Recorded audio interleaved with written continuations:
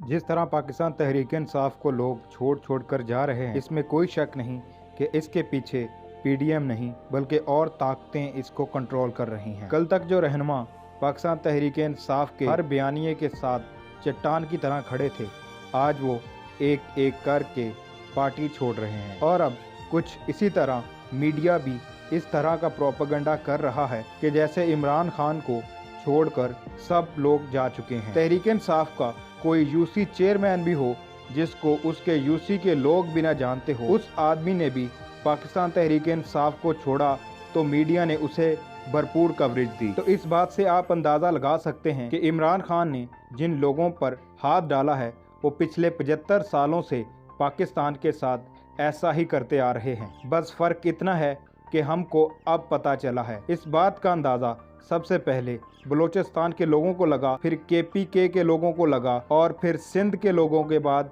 अब पंजाब की बारी है। शायद ये लोग भूल चुके हैं कि ना ही ये 1965 है ना ही 71, ये आज का मौजूदा दौर सोशल मीडिया का दौर है। इंशाल्लाह इमरान खान खंबे को भी अगर टिकट देगा तो आवाम उसे वोट देगी, लेकिन जो अब इलेक्शन होगा वो कुछ अलग अंदाज से होगा। इस मर्तबा पाकिस्तान तहरीक इंसाफ का मुकाबला पीडीएम की जमातों से नहीं बल्कि पाकिस्तान की ताकतवर तरीन कुव्वतों के साथ होगा। पाकिस्तान जिंदाबाद।